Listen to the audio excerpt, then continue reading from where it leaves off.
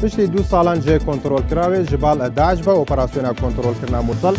دەست پێ کرد دەکەم خۆناژدا هێزێنە پێشمەرگەوە کە vێنەخشە خۆن دبینن هاتیە زەرکردن کاری نەح گوندان کۆنتترۆل بکە و دیکە ڕوبەرێ 200 کیلومتران چارگۆشە دە هەمان دەمێدا ئارتەشا عێراقیژی کاری